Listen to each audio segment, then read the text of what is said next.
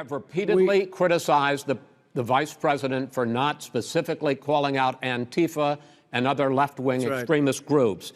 But are you willing tonight to condemn white supremacists and militia groups and to say that they need to stand down and not add to the violence in a number of these cities, as we saw in Kenosha and as we've seen in Portland? Sure, are you I'm prepared to do specifically do it? Well, go ahead, sir. I would say almost everything I see is from the left wing, not from the right wing. So what are you saying? I'm willing to do anything. I want to see peace.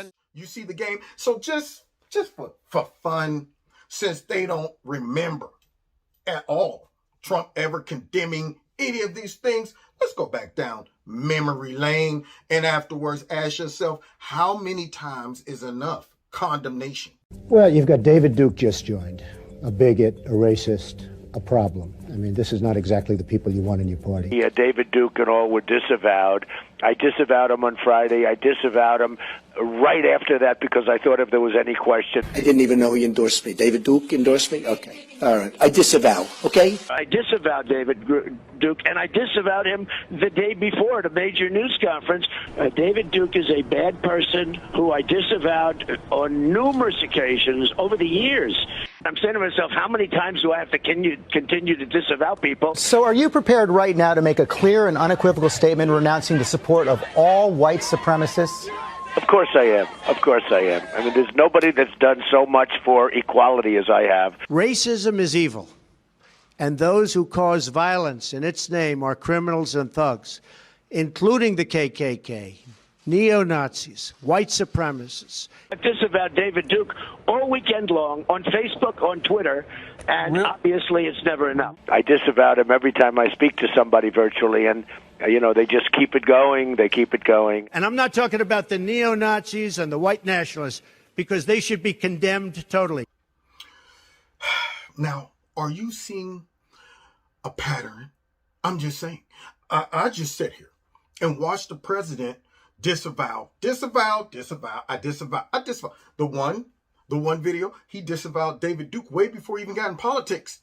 But for some reason, Chris has amnesia. For some reason, Joe Biden has amnesia.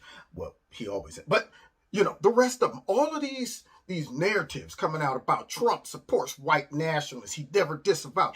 How is it that their short-term memory is just gone? Everything. They forget so quick that this dude disavowed multiple times. You know what they're doing? They're recycling the narrative.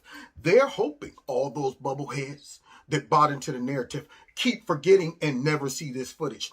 Why are they not showing this footage to y'all? Why do they want y'all to just think Trump has never disavowed any type of racism, white nationalism, and all of that stuff?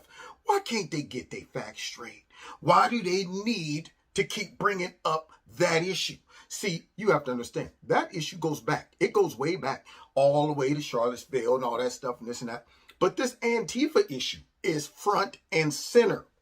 This is a hot topic. This is a right now problem.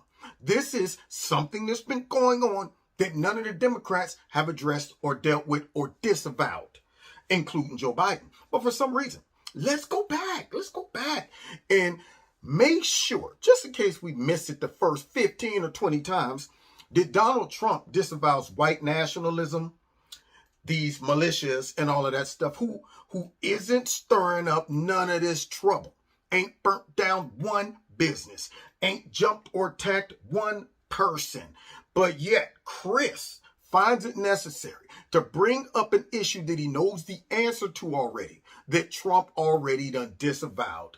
But nonetheless, he's a hack. And he brought it back up to change the narrative away from real, clear and present danger like what's going on in all these funky, nasty, dirty, liberal cities. And some folks just can't see it.